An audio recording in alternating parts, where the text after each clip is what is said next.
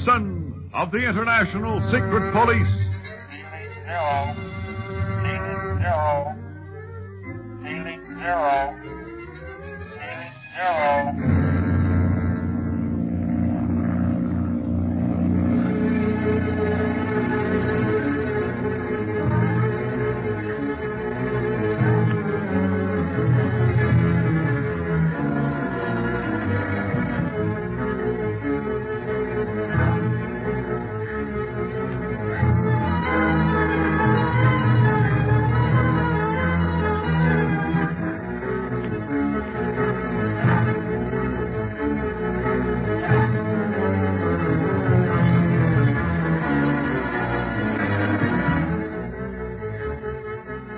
Marcia Winfield, rescued from a hut at Lake Tangrenor by Speed and Clint, has recovered from the effects of the vapors of sleep.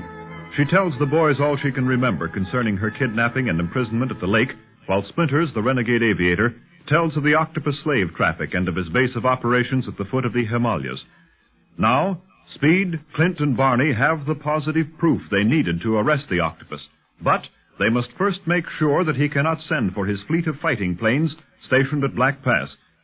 We find them fast approaching Nagchuka with Marcia, her brother Larry, who is still unconscious, and Chief Tipo.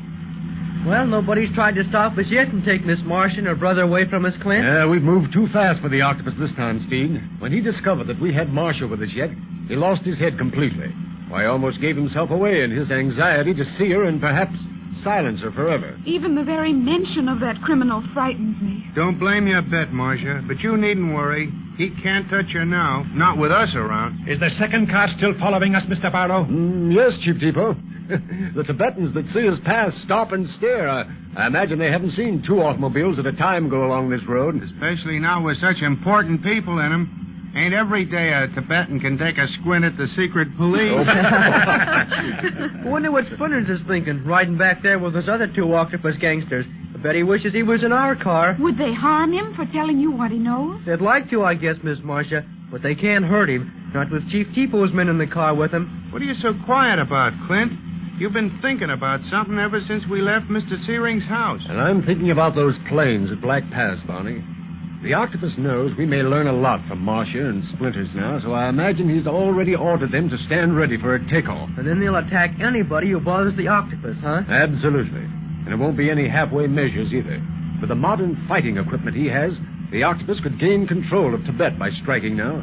And if he did this, he would be a serious threat to the peace of the world. Does he actually dare think that he might someday rule the entire world, Mr. Barlow? Yes, I believe so, Chief Tipo. The octopus has a brilliant brain. It's a little too brilliant. From what he has done in the past, I think he's crossed the borderline between sanity and insanity. You mean he's cracked? I'm sure of it. That'd explain a lot of things. I don't think anybody, no matter how much of a criminal he was, would even try to do the things the octopus has, unless he was kind of off his base. There is Nagchuka just ahead, Miss Winfield. Soon we shall be with your friends, and your brother shall have the correct medical care. Oh, I'm so glad, Chief Tipo. Poor Larry. He's all right, Miss Marcia. Barney and I have got him propped up between us. He's plenty comfortable. Can you send some of your men to Black Pass right away, Chief Tipo? I'll feel a lot happier when I know them octopus flyers are grounded by red tape. I shall send my men there as soon as I reach my office, Mr. Dunlap. In fact, if you do not need me for the next 24 hours, I may go with them to Black Pass. We must be certain that those aviators do not take off. Say, that's a swell idea. What do you think, Clint? It sounds good to me. Knowing the danger as he does, Chief Tipo will allow nothing to escape his notice. And that's important. The smallest thing might wreck our plans now, even though we're holding the right weapons in our hands at last. I'll say so. Look, we're in Nagchuka. How do you like it, Miss Marcia? It's so quaint, isn't it, Speed? I'll say. Quaint but severe, Marcia. Nobody can pass through Nagchuka without being questioned as to who they are and what their business is in Lhasa or any place else in Tibet. Of course they're more careful of who goes into Lhasa because it's their holy city. Dawa was telling me all about it. Dawa is very interesting, isn't he? Yeah. I wish he could have come with us to Nagchuka. I wanted him to meet Jean. But we had too much business to finish to bother with meetings. You said it. All I'm interested in meeting now is the octopus. Say, isn't that the hotel where Dr. Kingsley and the others are staying, Chief Depot? Yes, Mr. Barlow. I shall leave you all there and then continue to my office. I must take care of our prisoners and make arrangement for the journey to Black Pass, as well as make a report to my superiors concerning what we have learned. Will you get us that warrant for the arrest of the octopus at the same time? I certainly will. Good. We'll hold it until we hear from you that all is safe at Black Pass. And then we'll go after our enemy at the pass of the Iron Dagger. Life is just one pass after another in Tibet. And people making passes at you, Barney. This ain't no time to make jokes, kid. Look, here we are at the hotel now. Instead of joking, help us with Larry Winfield. Sure I will. Are you going to your office now, Chief Depot? Yes, I shall come back here as soon as possible for last-minute orders, Mr. Barlow. Good. And now, Marcia, in a few minutes you'll be safe with Dr. Kingsley and Jean again. After all this time, safe at last.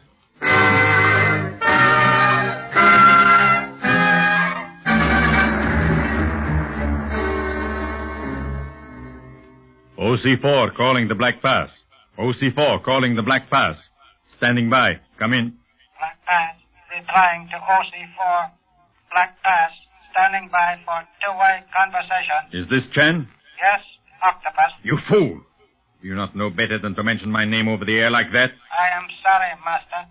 But since we are using this ultra-shortwave set you have perfected, I thought it impossible for anyone else to be able to listen to us. The secret police are able to do anything, Chen. However, I do not think they are listening at this moment.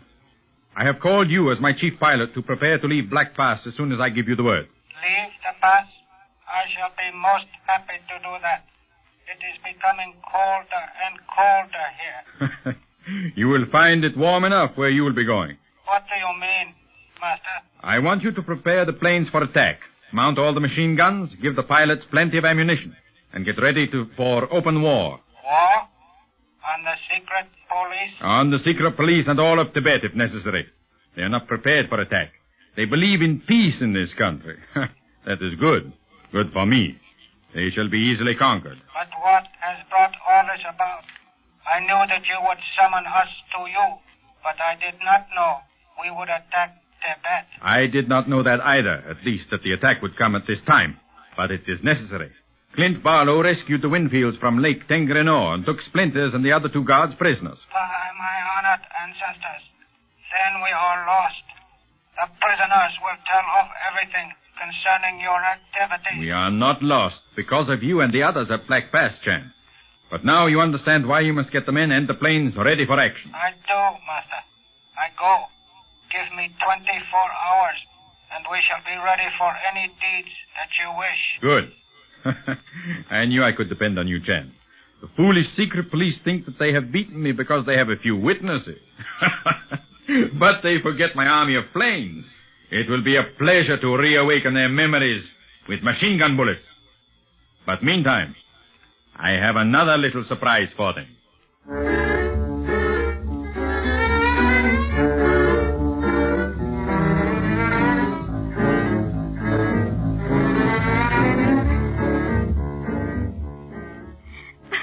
Oh, Marcia. Marcia, I'm so glad to see you again. I'm so glad. There, Jean, honey. Don't cry. Oh, I can't understand girls. They cry when they're unhappy, and then they cry when they ought to be happy, too. That's just it, Speed. I'm so happy, I'm crying. Beats me. And when you get as old as me, Speed, you'll know even less about women than you do now. I wonder what Dr. Kingsley is learning about Larry's condition. Now, don't you worry, Marcia. Larry's going to be all right. Between the doc and Clint, they'll find out what's wrong with him in no time. Yeah, they've been in the other room with him a long time. Ought to be coming out pretty soon. It was so thrilling to see Marcia's brother. I've heard so much about him. He always seemed sort of like Prince Charming to me. As thin and sick-looking as he is, Jean? Do you really think he looks like Prince Charming? Yes, I do, Barney. If you were a prince and were held captive by an ogre, you'd be thin too, wouldn't you? Well, you've got something there, Jean. Guess I would at that. What do you mean, ogre? Why, the octopus, of course. There you go again, still talking in riddles. Why don't you call things by their right names? I try to, Speed. So it's a miracle that he came through his experience alive, Clint. Well, I can readily understand that, Dr. Oh, Kingsley. Doctor, how is Larry? Well, he's suffering mostly from malnutrition. They almost starved him to death, Marcia. Rest, care, and plenty of good, nourishing food will fix him up in no time. Oh, thank heaven. Then he's not unconscious from the vapors of sleep, huh? Yes, they affect him so strongly, Speed, because he's so weak. It's fortunate for Marcia that Splinters had a chivalrous streak in his nature. She was fed a little better. If I'd known that Larry wasn't getting enough... Oh, you would have given him your food, eh? Then Speed and Clint would never have brought you back alive from Tengrinor, Marcia. No, and as long as it all came out in the wash, we ought to be glad. Too bad Bob Gilmore isn't here to be on the welcoming committee, too. He went out just about half an hour before you came, Barney. Was going to the police office, he said, to see if they'd heard anything more from you. Well, he'll probably see Chief Tipo there and learn that we're here. Say, that reminds me. Chief ought to be getting here pretty soon, shouldn't he? Now, wait a minute. Hold on, Speed. Don't be so impatient. The Chief has a lot to accomplish in a short time, you know. I'm so anxious to learn the details of all that's happened since we last saw you, Speed. But I think I better look after Marcia now. Her strength is about gone. Yeah, she's been swell, Dr. Kingsley.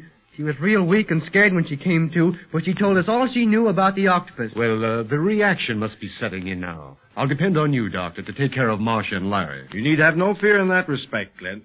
Come, Marcia. I'll take you to your room. And, Jean, you come along.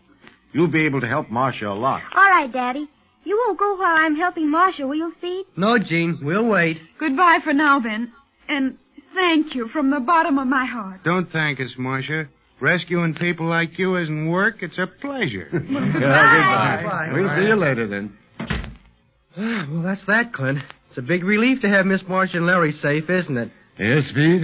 Now we have nothing to think about but the capture of the octopus. And we'll go after him as soon as Chief Tipo gives us the word that all's quiet at Black Pass? Yes. Meanwhile, we better go back to Mr. Searing's home. We can keep a careful watch on the pass of the Iron Dagger from there. Yeah. Before we go, maybe Larry Winfield will come, too, enough to talk. Or maybe Splinters can tell us some more. Mr. Barlow! Suffering whangdoodles. Who's trying to break down the door? I'll see who it is. Chief Tipo. Mr. Barlow! Mr. Barlow! Splinter and the two other guards. What about Splinters? A band of men rushed us just as we were about to go into my office, and Splinters and the others were shot. You mean... He means that Splinters will never talk again.